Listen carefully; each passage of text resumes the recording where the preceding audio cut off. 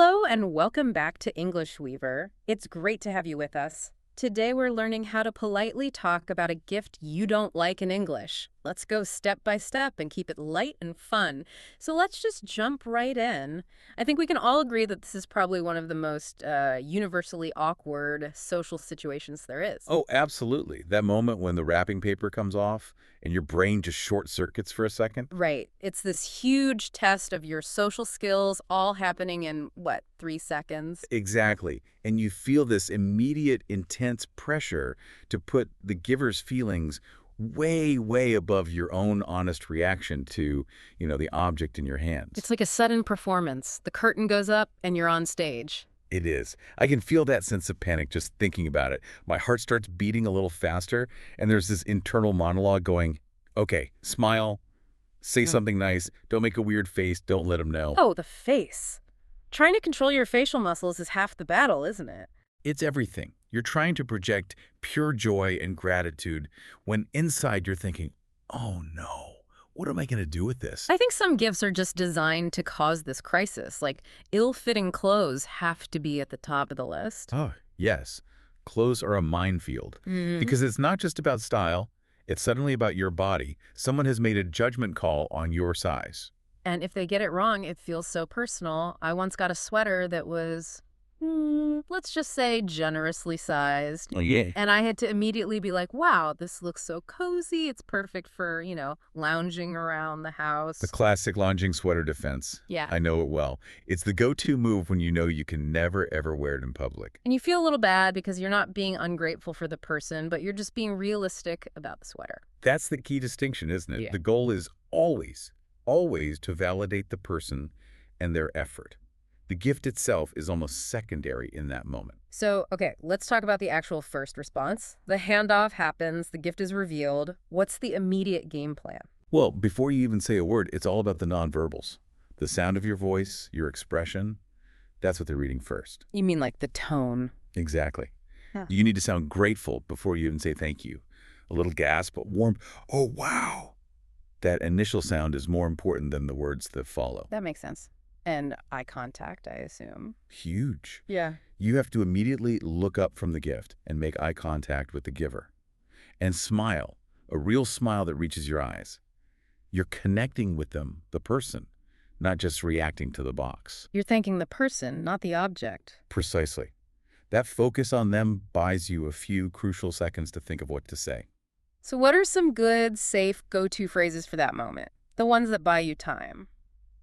My favorite is always something simple and focused on their effort. Wow, thank you so much. Is a classic for a reason. Or, this is so thoughtful of you. Right, because that's always true. They were thoughtful to get you anything at all.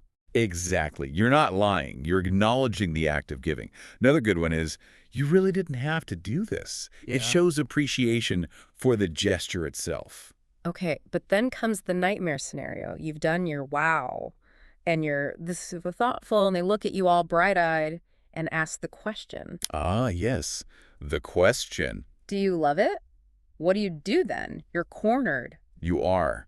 And a direct yes can be a trap, because then you're expected to wear it or display it forever. So you have to gently redirect, pivot the conversation. How do you do that without it being obvious that you're avoiding the question? You focus on a small positive detail. It doesn't even have to be about the item itself. You could say, I love the beautiful wrapping paper. Or, you always find the most interesting things. So you're complimenting their taste or their effort, not the thing itself. Yes, you're validating their skill as a gift giver. Another great pivot is to connect it to a memory. This reminds me of you. You're always so good at finding unique gifts. You're turning the focus back onto your relationship. That's really smart. It takes the spotlight off your reaction. It does. I saw someone handle this so badly once. It was painful to watch. I could tell. It was at a birthday party, and someone got a very, very bright, very patterned tie, and the person who got it just froze. His smile just vanished. Oh, that's the worst. The mask slips. It completely slipped, and he just sort of held it up and said, huh, that's a lot of color. The whole room just went silent. It was so uncomfortable. Yikes. You could just feel the gift giver shrink in that moment. Completely.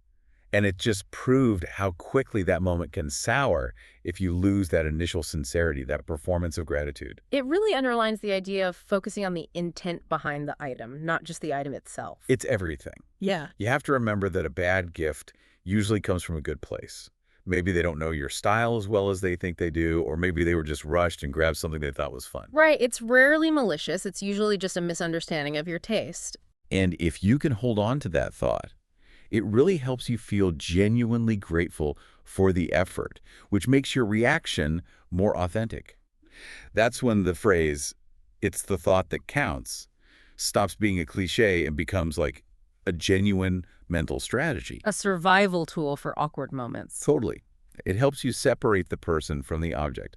I appreciate you for doing this, even if I don't appreciate this Yep. particular ceramic frog. So I have a personal habit for this. If I get something where I really don't like how it looks, I immediately try to find something practical or functional to praise. Oh, that's a great tactic. Give me an example. Okay, say someone gives you a really, let's say, unconventional looking jacket. It's warm, but the design is just not you. Right. I couldn't say, I love this design, because that's just a lie. But I can say, wow, this feels so warm. I've really been needing something practical like this for cold days. Yes, you're praising its utility, not its aesthetics. That's brilliant because it's completely honest. The giver feels like they've given you something useful. Exactly. They get the win of having given a successful practical gift, and you don't have to lie about wanting to wear it to a fashion show. That works for kitchen gadgets, too. You get some bizarrely shaped tool, and instead of commenting on the weird design, you can say, oh, this is going to be so useful. It'll make things so much more efficient. It's all about finding that kernel of truth you can genuinely praise. For sure. But what about the ones that are really tough? The handmade gifts, the ones where someone poured, hours and hours of their life into making something for you, and it just missed the mark. Oh, that's the highest difficulty level. Yeah. Because the effort is so personal and visible. Right. You can't critique a lopsided hand-knitted scarf. The sincerity of the effort makes it almost sacred. You just have to be filled with maximum politeness. In that case, I think you have to praise the effort almost exclusively. You're not even talking about the scarf anymore. Exactly. You say things like, I am so touched that you spent all this time making this for me. Or, knowing you were thinking of me while you created this means so much. You're making the gift about their time and their dedication, which is really what the gift is anyway. The object is just a symbol of that. You've turned it into an artifact of your relationship. And that's a beautiful thing, even if the artifact itself is a little wonky. So we've survived the moment, the party's over, the giver has gone home happy. But now you're left alone with the gift. The post-gift dilemma begins. Yes. What to do with the item. This is where the real strategy comes in. You basically have three options. Store it, re-gift it, or return it. Let's start with storing it. We all have that place, right? The gift graveyard. The gift closet. Every home needs one. It's that shelf in the back of the closet or the box in the basement where unwanted gifts go to live out their days. It's a place of quiet retirement for well-intentioned but unusable items. But there are rules to the gift graveyard. You have to be careful. If the person who gave it to you visits your home often, you can't just make it disappear immediately. Ah, yes. The period of performative display. Exactly. If it's, say, a vase, it needs to be on a table with flowers in it for at least their next visit. You have to provide proof of use. Which leads to the next option, regifting. This feels like a high-stakes game. It is, and it has very strict rules. My personal rule is the 3 degrees of separation rule. Okay, explain that. You can never, ever re-gift an item within the same social circle. If your friend from work gave it to you, you can't give it to another coworker. You can't give it to a family member who might see that friend. It has to go to someone in a completely different part of your life. That feels safe. It minimizes the risk of the gift finding its way back to the original giver. The risk is real. I have a near-miss story about this. A friend of mine re-gifted a very specific, kind of quirky cookbook. Okay. She gave it to a cousin who lived in a different city. Seemed safe. But then, months later, the original giver and the cousin ended up at the same party and started talking about cooking. Oh no, I see where this is going. The original giver mentioned this great quirky cookbook she'd found, and the cousin said, oh my gosh, I have that exact one. My cousin just gave it to me. The awkward silence must have been deafening. My friend said she just wanted the floor to swallow her whole. It was a complete disaster. So the lesson is be very, very careful. Maybe just stick to donating it. That feels like the safest and maybe the most ethical choice. Donation is often the best path. You're clearing out your clutter, the item goes to someone who might actually want or need it, and you can feel good about it. It honors the spirit of the gift, in a way. True, the initial intent was to bring happiness, and by donating, you're still allowing it to do that for someone. But even after it's gone, you might still have to deal with the question months later. Hey, whatever happened to that singing fish I gave you? Right. What's the etiquette there? How long before you can safely say you misplaced it? I don't think you ever say you misplaced it. That sounds careless. A better strategy is to imply it's so special that you've put it away for safekeeping. I like that. You can say something like, oh, it's so lovely, I put it away with my other special keepsake so it wouldn't get dusty, or I was so worried it might get broken so I packed it away carefully. It's too precious to be on display. That's a brilliant way to justify its absence. It elevates the gift's status while conveniently removing it from sight. It's the perfect solution. Okay, so this is all great for handling the situation in the moment and after, but what about preventing it from happening in the first place? Ah, prevention. The best medicine. This is all about subtle communication leading up to birthdays or holidays. Subtlety is the key word, right? You don't want to sound demanding by sending a list. No, definitely not. One great way is to just talk about your preferences in general conversation. You could mention that you're really trying to embrace minimalism lately. Oh, that's a good one. Yeah, you can say, I'm really trying not to collect too many knickknacks right now. I'm just focusing on experiences. It sends a clear signal without rejecting any potential gifts. It frames it as a personal philosophy, not a criticism of their taste. Exactly. Or you can be very vocal about things you do like. If you're talking with a potential gift giver, you could mention, oh, I just tried this amazing coffee from a local shop. It's my new favorite thing. You're dropping a very clear hint. You're making it easy for them to succeed. Which brings up the big question. Wish lists. Are they helpful, or do they take the fun out of it? I think it really depends on the relationship. For close family, a wish list can be a huge help. It guarantees you get something you want, and it takes the pressure off them. But for a friend, it might feel a little transactional. It can. Sometimes the joy for the giver is in the hunt, in finding something they think you'll love. A vague hint gives them direction, but still lets them have that experience of surprise and discovery. So it's a balance between being clear and preserving the magic of gift giving. Right. At the end of the day, I think the main takeaway from all of this is that politeness isn't about lying. It's not about pretending to love an object. It's about honoring the relationship. Exactly. You're honoring the gesture, their time, their thought. You're showing gratitude for the fact that this person cares about you enough to give you something. The actual item is just the wrapping paper on that feeling.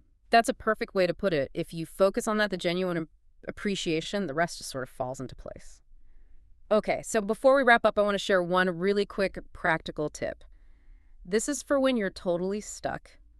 The gift is revealed, it's truly awful, and your mind just goes blank. The emergency escape plan. I love it. When you have no idea what to say about the gift, ask a question about where they found it. Oh, that's good. Really good. It immediately shifts the focus away from your reaction and onto their story. You can say something like, this is so unique. Where on earth did you come across this? And that invites them to talk about their shopping adventure, their effort. It gives them the floor, and they feel great sharing how thoughtful they were. It's a perfect deflection. It totally is. And it's a positive, curious question, so it still sounds really engaged and grateful. I think that also ties into a larger cultural point, Yeah. Especially in many English-speaking cultures, the emphasis is so heavily on showing sincere appreciation for the effort. Right. It's a huge part of the social contract. Yeah, in some other cultures, it might be more acceptable to be frank about a gift's usefulness.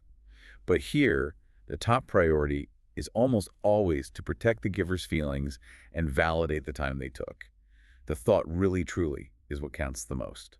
That's a great reminder. It gives you a clear framework for how to handle these tricky moments. Well, thank you so much for joining us for our conversation today about the delicate art of receiving gifts you don't like.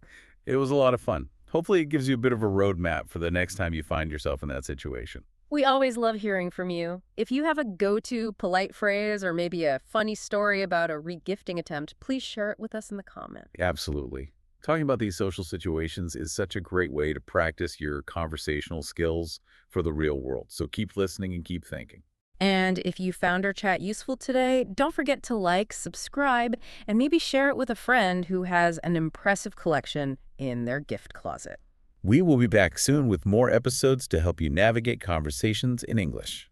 Goodbye, everyone, and thanks for being with us. Take care. See you next time. Bye for now.